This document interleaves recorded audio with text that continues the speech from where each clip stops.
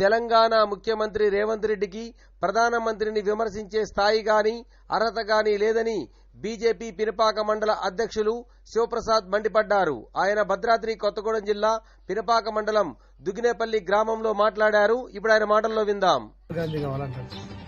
దాని జోడయాత్ర అంటారా?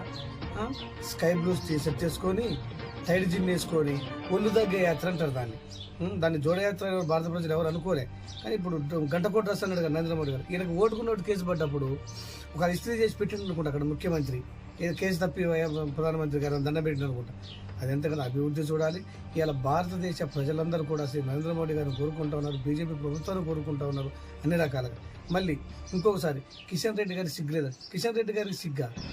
కిషన్ రెడ్డి గారు ఏమైనా పార్టీలు మారాడా? కండవాళ్ళు మార్చిండా? ఈయనకి లేక ఓటు నోటు కేసులు అడ్డంగా బుక్ అయిపోయింది. కిషన్ రెడ్డి గారికి సిగ్గు లేదని మాట్లాడతావా? నీకు ఓట్లు అడిగే విధానం ఏదో రొట్టె విరిగి నేతిలో పడ్డట్టుగా నువ్వు ఆ పార్టీ ఈ పార్టీ మరి చంద్రబాబు అనుకోకుండా నీకు ఇచ్చారు అంత తప్ప. ముఖ్యమంత్రి గారు నువ్వు కావాలని ఇక్కడ చేయలేదు.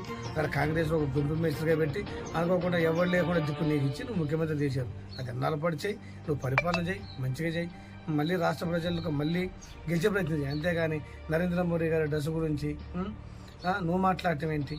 ఇలా రాహుల్ గాంధీ డ్రెస్ చూస్తే స్కై బ్లూ టీషర్టు, టైట్ జిన్ ప్యాంటు వేసుకొని నడుస్తూ ఉంటే దాన్ని నిజంగా నువ్వు చెప్పా ముఖ్యమంత్రి గారు, నువ్వు చెప్పు దాన్ని జోడో యాత్ర అంటారా? తన ఒళ్ళు లావు తగ్గటానికి చేసే వాకింగ్ అంటారా? చెప్పాలి మీరే.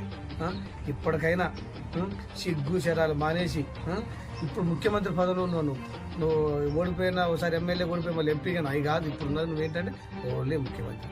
ఆ ముఖ్యమంత్రిగా ముఖ్యమంత్రి హోదాలో ఉండి మాట్లాడు. ప్రతిపక్ష నాయకుల్ని గౌరవించడం నేర్చుకో. ఓకే, జై శ్రీరామ్.